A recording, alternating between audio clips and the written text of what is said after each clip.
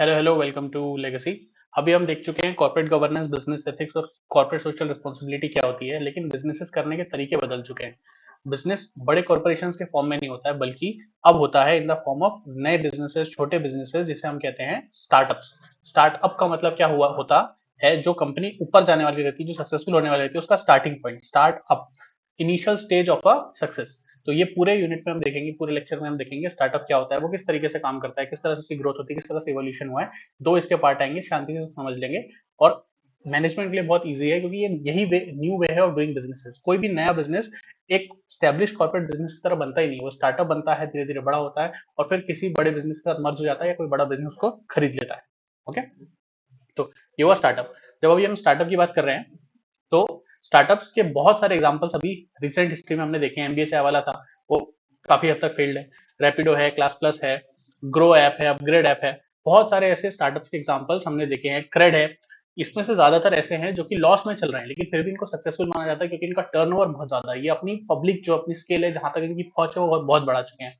रैपिडो जो है, उसका इंडिया में इंटीग्रेशन बहुत ज्यादा हो चुका है, तो हम उसे बहुत सक्सेसफुल मानते हैं। लेकिन उसका जो प्रॉफिट है, उसका जो जो ओवरऑल प्रॉफिट स्ट्रक्चर है, वो बिल्कुल स्टेबल नहीं है, वो चेंज होता रहता है। क्योंकि इनका साइज छोटा है, तो ये बहुत जल्दी ग्रो करते हैं। तो इनका इवोल्यूशन कैसे होता है, वो पूरा हम अभी देखते हैं। ओके, इस पूरे यूनिट में हम क्या देखने वाले हैं कि जो कॉर्पोरेशन है, फोकस, जो इस पूरे यूनिट में हम देखेंगे कि जो कॉर्पोरेशन है नए वर्ल्ड ऑर्डर में किस तरीके से काम करते हैं, स्टार्टअप होते क्या है, उनका इवोल्यूशन कैसे हुआ, बिजनेस पार्टनरिंग क्या होती है, कल्चर क्या होती है, उसमें फाउंडर्स कौन कौन से होते हैं। अगले, इसके बाद में जो लेक्चर है, उसमें हम देखेंगे स्टार्टअप की इन्वेस्टिंग कैसे होती है, इन्वेस्टमेंट के अलग अलग राउंड्स कैसे होते हैं, इन्वेस्टमेंट ऑनलाइन कैसे ली जाती है, इंटरनल स्टार्टअप क्या होता है, रीस्टार्टअप्स क्या होते हैं, और ट्रेंड और ऑब्स्टिकल क्या होते हैं स्टार्टअप्स के अंदर। ग्लोबली जो स्टार्टअप्स हैं बहुत सक्सेसफुल है। उबर हुआ, स्पेसएक्स हुआ, इलॉन मस्क वाला, जेप्टो हुआ, मैजिक लीप्स हुआ, ये सब स्टार्टअप्स की तरह ही चालू हुए थे। पेनिंटर स्टार्टअप की तरह चालू हुआ था। स्नैपचैट, जिसपे बहुत लोग चैट करते हैं, वो भी एक स्टार्टअप की तरह ही चालू हुआ था। इवेंचुअली उसको फेसबुक, मेटा जैसे बड़ी कंपनीज के लेवल पर वो आ चुका है। उसके बाद इंडिया के अंदर भी बहुत सारे स्टार्टअप्स हैं जो कि फेमस हुए और वाइड स्केल तक पहुंच चुके हैं। बाइजूस है, स्विगी है, बिग बास्केट है, ओला है, ओयो है, पेटीएम है, रेडबस है। ये सब सक्सेसफुल स्टार्टअप्स है। तो स्टार्टअप होता क्या है, वो भी हम समझना चालू करते हैं। जो स्टार्टअप होता है, वो बेसिकली एक कंपनी होती है जो कि अपने स्टार्टिंग फेज में होती है, नए आइडिया को लेकर आती है, लेकिन ये एग्जिस्टिंग कंपनी की तरह बिल्कुल नहीं होता है। स्टार्टअप एक नई इमर्जिंग, न्यूली इमर्ज बिजनेस रहता है, वेंचर रहता है किसी एंटरप्रेन्योर का, जो कि बिजनेस को फास्ट ग्रो करता है, इनोवेटिव सोल्यूशन प्रोवाइड करता है किसी भी चीज के लिए, नए तरीके के प्रोडक्ट, नई तरीके की सर्विसेज। ये यूजुअली छोटे बिजनेस होते हैं, पार्टनरशिप होती है, और ये स्केलेबल बिजनेस होते हैं जिसको रैपिडली डेवलप करा जा सकता है। ज्यादातर देखा जाता है कि इंटरनेट और ई कॉमर्स, रोबोटिक्स के एरिया में स्टार्टअप्स बनते हैं। जो उबर है, जोमेटो है, ये सब भी स्टार्टअप्स है। ये इंटरनेट को यूज करके अपने बिजनेस को कर रहे हैं। जो पुराने बिजनेस था, उसका तरीका बदल दिया, वो नया स्टार्टअप हो गया। जो कम्यूटेशन कम्यूट करने के लिए जो हमारी एप्स रहती हैं, कैब्स हम जो बुक करते हैं, वो भी एक तरीके से स्टार्टअप ही है। उन्होंने क्या करा है, जो पुराना ऑटो का तरीका था, उसको और स्ट्रीमलाइन कर दिया है, मोबाइल से कनेक्ट कर दिया है। तो इनोवेटिव प्रोसेस करके डेवलप करना प्रोडक्ट को, उसके नए लिंकेज, नए बिजनेस को चलाना, उसे स्टार्टअप कहते हैं। इसमें ये जो बिजनेस होता है, ये रिसर्च बैक्ड रहता है, अपने टारगेट मार्केट की रिसर्च होती है और फिर बिजनेस होता है। जैसे कि 1990s में एक डॉट कॉम बबल हुआ था, उसमें बहुत सारी इंटरनेट बेस्ड कंपनीज बनी थी, फेसबुक बनी थी, मेटा बनी थी। उसी वक्त पे बनी थी। जो फेसबुक उस टाइम बना था, अमेजोन उस टाइम बना था, 1990s में ही उनको ग्रोथ मिली थी। Now definition of startups. Startup की डेफिनेशन, जो स्टार्टअप है, एग्जैक्ट डेफिनेशन जो स्टार्टअप की है, वो कोई एग्जैक्टली डिफाइन नहीं कर पाया, लेकिन स्टार्टअप का मतलब होता है ऐसा कोई कंपनी, ऐसा कोई बिजनेस जो अपनी फर्स्ट स्टेज ऑफ ऑपरेशन में हो। यूएस के बिजनेस एडमिनिस्ट्रेशन ने डिस्क्राइब करा है कि कोई typically technology oriented high growth potential जिस बिजनेस का, उसे हम स्टार्टअप कह सकते हैं। ग्रोथ पोटेंशियल उसका हाई किस किस चीज में हो सकता है? उसका रेवेन्यू बढ़ाने के लिए, उसकी टोटल सेल्स बढ़ाने के लिए, उसके एम्प्लॉइज और उसमें एम्प्लॉयमेंट लाने के लिए, उसका जो मार्केट कैप्चर उसको और बढ़ाने के लिए उसमें पोटेंशियल होता है और ग्रो करने का। फिर स्टार्टअप ऐसा डिफाइन करा गया कि ऐसी organisation which are form to search for a repeatable and scalable business model. ऐसा बिजनेस जो कि बहुत स्केलेबल हो और फिर उसको और रिपीट करा जा सके, और उसके तरीकों को। तो उसको सर्च कहाँ कहाँ करोगे आप? जो लेट स्टेज स्टार्टअप्स हैं, वो मैच्योर मार्केट की तरह हो जाते हैं। जो मैच्योर मार्केट की जो ट्रेडिशनल स्मॉल बिजनेसेस रहते हैं, वो क्या करते हैं, एग्जिस्टिंग बिजनेस स्ट्रेटेजी को यूज करते हैं कि किस तरह से बिजनेस करना है, किस तरह से बात करनी है, किस तरह से कंडक्ट करना है। सारी चीजें स्टेब्लिश्ड होती हैं, किसी एक स्ट्रक्चर रहता है काम करने के लिए, क्योंकि वो बड़ी शिप रहती है। लेकिन जो छोटी बोट है, वो कैसे भी मूव कर सकती है। वो इनोवेटिव डिसरप्टर होते हैं, नए बिजनेस मॉडल लाते हैं, नया मार्केट को कैप्चर करते हैं, एग्जिस्टिंग मार्केट को पूरा डिस्टर्ब करके रख देते हैं। अमेजोन जब आया था, जब उबर जब आया था, गूगल का सर्च इंजन जब आया था, इन्होंने पूरे मार्केट को डिस्टर्ब करके रख दिया था। इसमें ये पॉइंट समझने की है कि स्टार्टअप छोटा वर्जन नहीं है बड़ी कंपनी का, इनमें कैरेक्टरिस्टिक का डिफरेंस है। स्टार्टअप एकदम ही नई तरीके से चीजों को करते हैं, और जो लार्जर कंपनी से, अगर वो छोटी भी कंपनी हो तो वो सेम तरीके से चीजों को करेगी जिस तरह से हो रही। जो स्टार्टअप होता है और बड़ी कंपनी, उसमें डिफरेंस क्या होता है कि स्टार्टअप एक टेम्पररी ऑर्गेनाइजेशन रहता है जो ढूंढता रहता है नया बिजनेस मॉडल, अच्छा प्रोडक्ट और बेहतर ऑफरिंग लोगों को देने के लिए। वहीं जो एक बड़ी कंपनी रहती है वो परमानेंट ऑर्गेनाइजेशन रहती है, well defined, tested, proven, stable structure को, जो कि ट्राई टेस्ट करा जा चुका है, पहले से करा हुआ है, उसको एग्जीक्यूट, बिजनेस मॉडल को एग्जीक्यूट करती है। लेकिन जो स्टार्टअप है वो स्केलेबल है, और जो एस्टेब्लिश बिजनेस है वो ऑलरेडी स्केल्ड बिजनेस मॉडल रहता है। जो स्टार्टअप है वो गलती से फेलियर से फेलियर से फेलियर, नए नए तरीके से फिर ग्रो करता है, गलती करता है, फिर उससे कुछ नया बिजनेस बनता है, फिर उससे कोई नया बिजनेस बनता है, और इवेंचुअली जाके वो डिस्कवर करता है अपनी प्रोसेस कैसी करनी है। जो स्टार्टअप है is a company defined to grow fast. जो स्टार्टअप है उसका फीचर ये नहीं है कि वो टेक्नोलॉजी को यूज करता है, उसका असेंशियल फीचर ये है कि वो बहुत जल्दी ग्रो करता है, बहुत जल्दी बढ़ता है। इसके साथ साथ उसमें कमिटमेंट टू रिसर्च रहती है। जो रेयर आइडियाज रहते हैं वो रैपिडली आप ग्रो कर सकते हो, और उसकी एंटायरिटी रेस्ट करती है फ्यूचर ग्रोथ पोटेंशियल पे, कि वो कितना, अभी तो जितना ग्रो कर रहा है और कितना ग्रो कर सकता है, उस पर उसकी फ्यूचर डिपेंड करती है। इस केस में इसमें ये नहीं है कि lack of strain past financial statements, dependency उसमें फाइनेंस के लिए स्टार्टअप्स की इक्विटी और statistical small rates of survival. इसका कैरेक्टरिस्टिक क्या हुई स्टार्टअप की, इसकी हिस्ट्री कुछ नहीं रहती है, लैक ऑफ हिस्ट्री रहती है। इसके फाइनेंशियल स्टेटमेंट पहले के कुछ नहीं रहते क्योंकि बिजनेस ही पहले नहीं था, और इसकी फाइनेंस की डिपेंडेंसी किस पे रहती है, प्राइवेट इक्विटी पे, और इनका स्मॉल रेट ऑफ सर्वाइवल रहता है। अगर 100 स्टार्टअप हुए तो उसमें से 40 सर्वाइव करते हैं, और उसमें से 20 ही प्रॉफिटेबल होते हैं, और 10 ग्रो करते हैं, बाकी सब उसी स्टेज पर रह जाते हैं या फिर खत्म हो जाते हैं। Now evolution startups. इवोल्यूशन का क्या मतलब हुआ, कोई भी चीज अपने आप चालू नहीं हो जाती, पहले वो एक चीज होती है, फिर वो थोड़ी बढ़ती है, थोड़ी बढ़ती है, थोड़ी बढ़ती है, फिर वो आइडिया एक्सेप्टेबल बन जाता है। तो स्टार्टअप कंपनी क्या होती है, स्टार्टअप कंपनी ऐसे सारे फॉर्म से साइजेस रहते हैं जिसमें कुछ क्रिटिकल टास्क कॉमन रहते हैं। उसे ये करना पड़ता है कि उसे अपनी ऐसी टीम बनानी पड़ती है को फाउंडर्स की, जिनके पास की स्किल्स हो, नो हाउ हो, रिसोर्सेज वो मैनेज कर सके, और रिसर्च करने के लिए वो रेडी हो, उनके पास सारे एलिमेंट्स रिसर्च करने के अपनी टारगेट मार्केट के लिए हो। स्टार्टअप बेसिकली क्या होता है, उसमें एक मिनिमम वायबल प्रोडक्ट तो होना चाहिए, एक चीज जो आप लोगों को बेचोगे जिससे आप काम शुरू कर सकते हो, फिर उसको आप और बेटर करते हो, उसमें कोई चीज ऐड करते हो, कोई चीज निकालते हो, और फिर आप नई चीजें ट्राई करते हो, लेकिन एक मिनिमम वायबल प्रोडक्ट तो बना ही लेते हो। और जो आपका बिजनेस रहता है, बिजनेस का कॉन्सेप्ट रहता है, वो कोई नया आइडिया रहता है, नया आइडिया, नया कॉन्सेप्ट रहता है, जिसमें आप रिसर्च करते रहते हो, और जो उसका फाउंडर रहता है स्टार्टअप का, वो और रिसर्च करते रहता है ताकि उसकी अंडरस्टैंडिंग उस आइडिया की और अच्छी होती रहे। जो कोई भी कंट्री है वो स्टार्टअप को और फंड करना चाहती है, क्योंकि जितने ज्यादा स्टार्टअप होंगे, उतनी ज्यादा बिजनेस होगी, उतनी ज्यादा सक्सेस होगी, और उतनी ज्यादा एम्प्लॉयमेंट आप लोगों को प्रोवाइड कर पाओगे। लेकिन इसके लिए एक शेयर होल्डर्स एग्रीमेंट करना पड़ता है कि आप कंफर्म करते हो कमिटमेंट ओनरशिप, क्योंकि अगर आप कमिटमेंट नहीं करोगे तो स्टार्टअप इतना छोटा होता है, आप उसको छोड़ के चले जाओगे। इसलिए कंफर्मेशन फाइल करना पड़ता है एग्रीमेंट, तभी सेंट्रल गवर्नमेंट आपको सब्सिडीज और अलग अलग बहुत सारी स्कीम्स होती है सेंट्रल गवर्नमेंट की, उसका फायदा आपको मिलता है। स्टार्टअप के कई सारे मॉडल्स होते हैं, एक होता है बॉटम अप मॉडल, जिसमें बहुत सारे लोग मिलकर स्टार्टअप चालू करते हैं, फिर अपने ऊपर अपना एक मैनेजर लगा लेते हैं। टॉप डाउन होता है कि 2-3 लोग मिलकर स्टार्टअप चालू करते हैं, स्नैपडील जैसे हुआ था, फिर वो अपने अंदर एम्प्लॉइज को लगाते जाते हैं, वो बताते हैं किस तरह काम करना है, वो होता है टॉप डाउन अप्रोच। जो कंपनीज हैं वो कब स्टार्टअप नहीं रहती, जब वो पब्लिक चली जाती है, मतलब पब्लिक से पैसा लेने लगती है, वो इनिशियल पब्लिक ऑफर कर देती है, या फिर उनकी जो इंडिपेंडेंट एंटिटी है वो चली जाती है, उनका मर्जर हो जाता है, एक्विजिशन हो जाता है, कोई और उनको मर्ज कर लेता है, एक्वायर कर लेता है अपने साथ। फिर यूजुअली लेकिन स्टार्टअप्स किस तरह से होते हैं, क्योंकि majority of the startups fail कर जाते हैं, क्योंकि वो बहुत हाई रिस्क सेक्टर्स में होते हैं, और उन्हीं इन्वेस्टर्स से उनसे अट्रैक्ट होते हैं जो कि प्रॉफिटेबल हो जाते हैं। शुरू का जो फेज रहता है, जब उनको वो अनसर्टेनिटी को पार करना रहता है, तब तक उनको यूजुअली इन्वेस्टमेंट नहीं मिलता, उनको उस चीज को पार करना पड़ता है। तो ये जो पूरी साइकिल है स्टार्टअप की, वो कैसे होती है, पहले आपको एक आइडिया आता है, फिर आप उसको कॉन्सेप्चुलाइज करते हो, फिर उसमें आप पैसे लगाते हो, कमिट करते हो, फिर उसको आप वैलिडेट करते हो। वैलिडेट करने का मतलब क्या हो, आप एक्सपेरिमेंट करके देखते हो, एक्सपर्ट से पूछते हो, उसके टेस्ट रन करते हो, एक छोटा स्केल पर, एक छोटे मार्केट पे उसको चला के देखते हो कि क्या इसको लोग एक्सेप्ट कर रहे हैं, क्या इससे मुझे असल में फायदा हो रहा है। फिर अगर फायदा होता है फिर आप उसको स्केल करते हो, उसका प्रोडक्शन बढ़ाते हो, उसका परचेज बढ़ाते हो, रॉ मटेरियल का प्रोडक्ट बढ़ाते हो, उसका सेल बढ़ाते हो। और अगर आपका सेल अच्छा होता है जब आप स्केल कर रहे हो, फिर आपको फुल फ्लैज बिजनेस की तरह स्टैब्लिश कर देते हो आपके स्टार्टअप को, फिर वो ग्रो करते रहता है। और स्टार्टअप जो है वो किसी भी बिजनेस से ज्यादा तेज स्पीड पे ग्रो करता है। इसका इफेक्ट क्या होता है, स्टार्टअप का इफेक्ट ये होता है कि पूरी इकोनॉमी ग्रो करती है।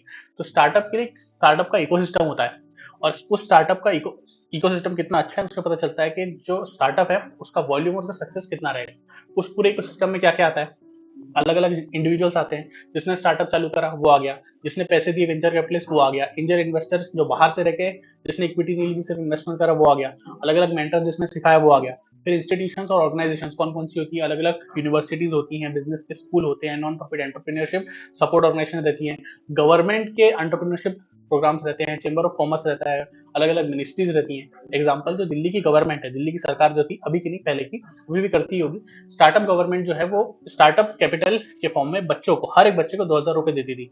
फिर बच्चे उसका जो भी करे, जिस तरह से अपना बिजनेस करे, जिस बच्चे का बिजनेस आइडिया अच्छा चल जाता था उसको वो और पैसे दिया करते थे। ठीक है। फिर इन्वायरमेंट में क्या क्या आता है, बिजनेस के इंक्यूबेटर्स। इंक्यूबेटर का मतलब क्या होता है, जो बिजनेस के जब छोटी स्टेज पर आप रहते हो तो उसको इंक्यूबेट करना पड़ता है, उसका ध्यान रखना पड़ता है ताकि वो थोड़ा सेल्फ सस्टेनिंग बन जाए। तो बिजनेस के इंक्यूबेटर्स में कौन कौन आ गए, अच्छा सप्लाई चेन हो, बिजली सस्ती हो, टैक्स कम हो। और बिजनेस के एक्सीलरेटर मतलब क्या हुआ, सप्लाई चेन अच्छा हो, रोड अच्छी हो, ट्रांसपोर्ट अच्छा हो, आप बिजनेस अच्छी तरीके से कर सको, उसके टर्म्स एंड कंडीशन सही हो, कॉन्ट्रैक्ट हो, लॉ बना हो, वो होते हैं बिजनेस के एक्सीलरेटर्स। फिर टॉप परफॉर्मिंग एंटरप्रेन्योर फर्म्स जिनसे आप देख सकते हो, जिनसे आप बिजनेस कर सकते हो, और स्टार्टअप का एक पूरा नेटवर्क हो, तो हम बोलते हैं कि पूरा बिजनेस इको स्टार्टअप का इकोसिस्टम अच्छा है। ऐसा कोई एरिया, ऐसा कोई रीजन जहां पर ये सारे एलिमेंट्स हो या इनमें से ज्यादातर एलिमेंट्स हो, तो हम कहते हैं कि उसमें एंटरप्रेन्योरशिप का इकोसिस्टम बहुत अच्छा है। आप कहेंगे सर ये तो थोड़ी थ्योरेटिकल बात होगी, समझ नहीं आई। देखो, सिलिकॉन वैली का नाम हम यूजुअली सुनते रहते हैं, क्यों सुनते हैं, क्योंकि वहां पे एक यूनिवर्सिटी है, स्टैनफोर्ड स्टैनफोर्ड यूनिवर्सिटी। वहां पे लोग क्या करते हैं, वहां पे रिसर्च करते हैं, किसी प्रोडक्ट को और अच्छा कैसे करना है, नई तरीके से चीजों को कैसे करना है, और फिर उसको एग्जीक्यूट भी करते हैं, क्योंकि वहां पे इकोसिस्टम की सारी चीजें अवेलेबल है। तो लोग वहां पर जाते हैं, रिसर्च करते हैं और फिर वहीं पर काम करने लगते हैं। इंडिया का एग्जाम्पल क्या है, बेंगलोर हो गया, पुणे हो गया, ये एग्जाम्पल्स हो गए जहाँ पे रिसर्च होती है और वहीं से फिर लोग काम करना चालू कर देते हैं। दूसरा एग्जाम्पल हो गया बॉस्टन, बर्लिन उसका एग्जाम्पल हो गया, जहाँ पे रिसर्च होती है, अलग अलग टेक्नोलॉजी इंस्टीट्यूट हैं, कॉलेजेस हैं, यूनिवर्सिटीज हैं, जहाँ पे लोग रिसर्च करते हैं और फिर वहीं पे स्टार्टअप चालू करके अपना काम शुरू कर देते हैं, प्रोडक्ट को लॉन्च भी कर देते हैं। इन्वेस्टर्स जो होते हैं, जो इस तरह की कंपनी में पैसे लगाते हैं, वो किस चीज से अट्रैक्ट होते हैं, वो ऐसी कंपनी से, स्टार्टअप से अट्रैक्ट होते हैं, ऐसी कंपनी से अट्रैक्ट होते हैं जिनका को फाउंडिंग की जो टीम है बहुत स्ट्रांग होती है, जिनका रिस्क एंड रिवॉर्ड का प्रोफाइल बैलेंस रहता है। मतलब जो किसी भी स्टार्टअप में रिस्क ज्यादा ही रहती है, लेकिन जितना ज्यादा रिस्क होता है उसका पोटेंशियल भी हाई होना चाहिए। अगर मैंने इतना रिस्क लिया तो हो सकता है कि मेरा पैसा डूब जाएगा, लेकिन अगर नहीं डूबा, सक्सेस हो गई, तो मुझे 10 करोड़ का फायदा हो जाएगा, 20 करोड़ का फायदा हो जाएगा, बड़ा फायदा हो जाएगा, 1 करोड़ लगा के 10 करोड़ का फायदा हो जाएगा।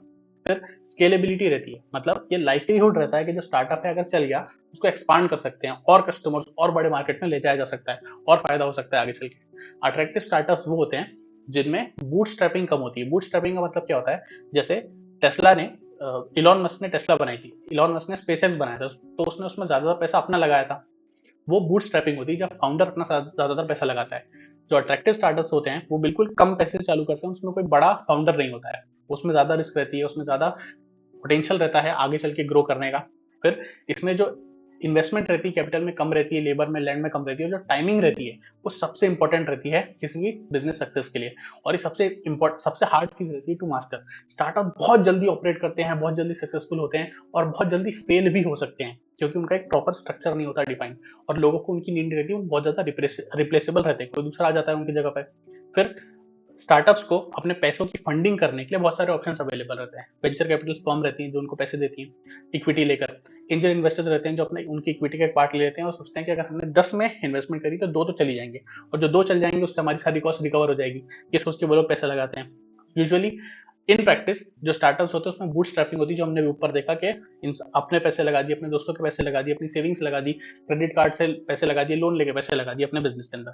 फैक्टरिंग में एक इंपॉर्टेंट एग्जाम्पल रहता है। फैक्टरिंग में क्या होता है कि मैंने बिजनेस करा किसी से, उससे मुझे पैसे आने हैं, मैंने कुछ बेचा और वो मुझे 3 महीने बाद पैसे देने वाला है, तो उसका जो बिल ऑफ एक्सचेंज है वो मैं बैंक के पास जाऊंगा, उसको फैक्टर इन कर दूंगा कि भाई ये 1 लाख का है, मुझे 90,000 रुपया भी दे दो, 10% आप काटो, और वो उसकी गारंटी लेगा कि मैं आपको 1 साल बाद 1 लाख रुपए दे दूंगा बैंक को, तो मुझे तो पैसे मिल गए। अभी जो मुझे इमीडिएट रिक्वायरमेंट है फैक्टरिंग, उसका एक ऑप्शन रहता है। एक और ऑप्शन रहता है इक्विटी क्राउड फंडिंग, मतलब लोग इंटरनेट पर जाते हैं, अपना आइडिया पिच करते हैं लोगों के पास, और लोग जितना भी पैसा होता है वो देते हैं, और उसके अगेंस्ट उनको बाद में डिविडेंड मिल जाता है, अगर जो आइडिया है, जो कॉन्सेप्ट है, स्टार्टअप चल जाता है तो। फिर बिजनेस पार्टनरिंग, जो स्टार्टअप होता है वो वैक्यूम में काम नहीं कर सकता, उसको अपने साथ और लोगों को और ऑर्गेनाइजेशंस को लेके आना पड़ता है, उसे पार्टनरशिप करनी पड़ती है अपने मॉडल को अच्छा बढ़ाने के लिए। जो उसका इंटरनल फीचर्स है उसको अलाइन करना पड़ता है मार्केट सिचुएशन के हिसाब से, अपने मैनेजमेंट सिस्टम को, प्रोडक्ट्स को चेंज करना पड़ता है। और इसके लिए 2013 की स्टडीज में जो एक्सपर्ट्स थे उन्होंने कई सारे कॉन्फ़िगरेशंस बनाए, तो उसमें 2 चीज़ें बताई, 2 प्रोफाइल्स बनाए। पहला हुआ ओरिजिनेटर प्रोफाइल, मतलब क्या हुआ, फर्स्ट मूवर, जिनका कोई एस्टेब्लिश्ड मार्केट नहीं है, बिल्कुल नया आइडिया होता है, रॉ आइडिया रहता है, बिल्कुल नया स्टैंडर्ड बनाते हैं, नए तरीके से बिज़नेस को चालू करते हैं। इस केस में ये बिज़नेस पार्टनर बना सकते हैं, अगर कोई एस्टेब्लिश्ड स्टैंडर्ड ना हो तो, तभी आप इस मॉडल को फॉलो करो। लेकिन अगर कोई एस्टेब्लिश्ड बिज़नेस है, जैसे कि कैब वगैरह हम बुक करते हैं, तो वो एस्टेब्लिश्ड मार्केट है। जब शुरू में नहीं था तो फिर आप बिज़नेस पार्टनर्स बना सकते थे। भारत पे फोन पे जब नहीं था तो आप इस तरह की कंपनीज आ सकती थी, नया अपने लिए बिजनेस पार्टनर, बिजनेस इक्वेशन बना सकती थी। लेकिन आज की तारीख में स्टैब्लिश बिजनेस ऑलरेडी है, तो फिर दूसरा हो जाएगा इनहेरिटर प्रोफाइल, मतलब कि ज्यादा कंजर्वेटिव रहती है।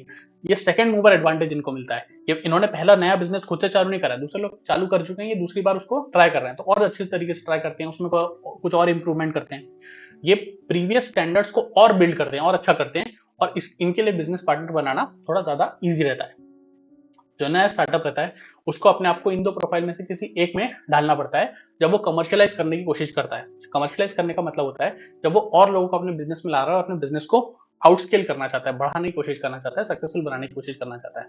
वो टेस्ट रन कर चुका है और उसको अप्लाई कर रहा है, स्टेब्लिश कर रहा है, स्केल कर रहा है। तब अगली चीज आती है कल्चर। स्टार्टअप का जो कल्चर रहता है वो बड़ा कैजुअल होता है। ऐसा ज्यादातर देखा गया है कि जो ज्यादातर स्टार्टअप के फाउंडर्स हैं वो ऑफबीट एटीट्यूड के रहते हैं। ज्यादातर हम क्या देखते हैं, जो बिजनेस ओनर रहते हैं वो सूट बूट पहन के रहते हैं, सही चीजें बोलते हैं, बड़ी बड़ी बातें करते हैं, मोटिवेशनल कोट्स देते हैं। लेकिन जो 2010 2015 के आसपास हमने देखा, जो नए स्टार्टअप्स है वो हुडी पहन के, स्नीकर्स पहन के, जूते पहन के आ जा रहे हैं। अपनी बिजनेस की मीटिंग हो रही है तभी नॉर्मल कैजुअली बात कर रहे हैं, बड़े बड़े शब्दों का इस्तेमाल नहीं कर रहे हैं। उनका जो ऑफिस है वो बड़ा ही इनफॉर्मल सा ऑफिस है, वहाँ पूल टेबल है, वहाँ पे आप खेलने की मशीन है, उसमें आप खेल सकते हो, कॉफी मशीन है, वहाँ पे कॉफी पीते पीते बात कर सकते हो। ये ऐसा क्यों करते हैं, वो भी डेलिबरेट है कि वो टीम स्पिरिट बढ़ाए, क्रिएटिविटी एनकरेज करें। ज्यादातर ऑर्गेनाइजेशन में फ्लैट ऑर्गेनाइजेशन स्ट्रक्चर है, मतलब कोई ऊपर कोई नीचे नहीं, कोई भी इंप्लॉय आ सकता है, फाउंडर से बात कर सकता है, अपनी प्रॉब्लम बता सकता है, नया आइडिया बता सकता है। इनफॉर्मली चीजों को करने की कोशिश करी जाती है। 1960s में बहुत सारी स्टडीज आई जिसने ये स्ट्रेस करा कि यूजुअली बिजनेस कैसे काम करती है, पनिशमेंट और रिवॉर्ड पे। अगर आपने अच्छे से काम नहीं करा तो आपका इंक्रीमेंट आप छीन ले जाएगा, आपके पैसे कट जाएंगे। अगर आपने अच्छे से काम करा तो आपको और ज्यादा पैसे मिल जाएंगे, रिवॉर्ड मिल जाएगा, best employee of the week मिल जाएगा।